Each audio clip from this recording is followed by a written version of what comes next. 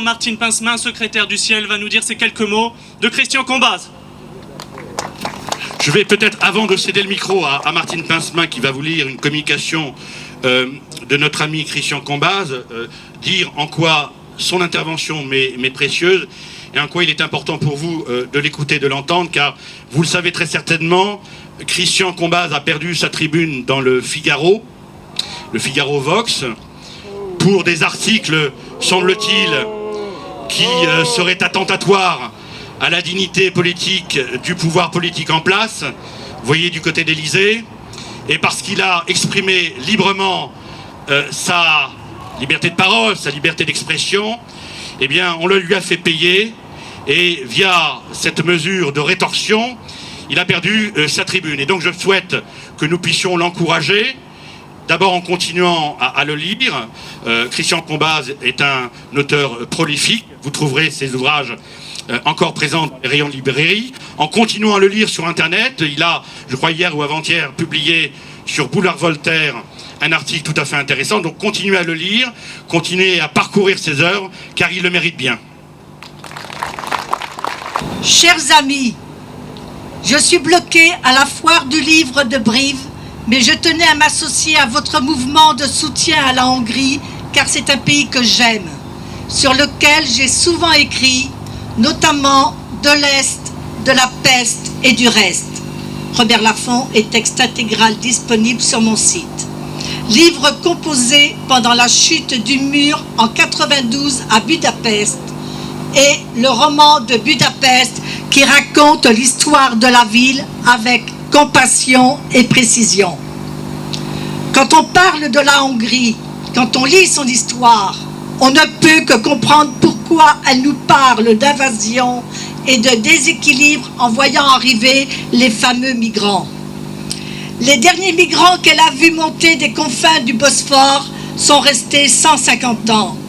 Certes, ils ne sont pas arrivés pacifiquement avec un portable et un baluchon, mais avec des hallebardes et des épées. Ils ont tranché des têtes.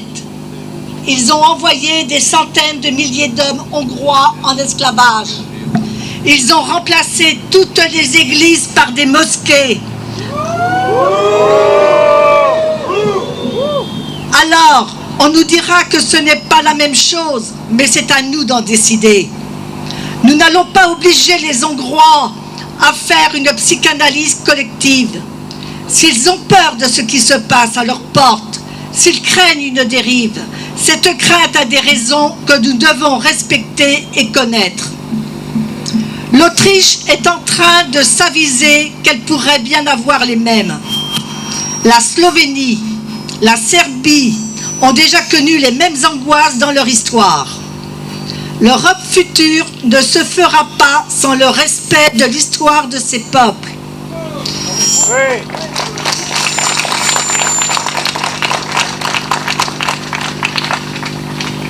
Nous connaissons tous depuis la guerre des souffrances qui sont statufiées, protégées, considérées comme sacrées dans l'histoire européenne.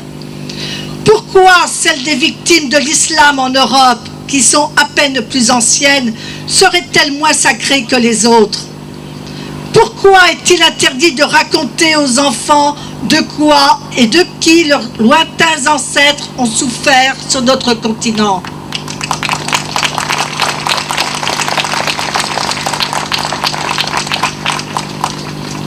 Pourquoi ne parle-t-on jamais du traité de Trianon qui a dépecé ce pays tout vivant en 1921?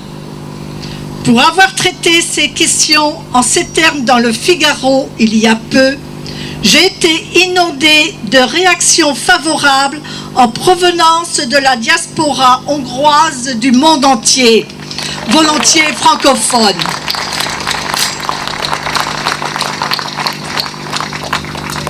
Mais un tiers de ces réactions a été supprimé par la modération du journal après publication.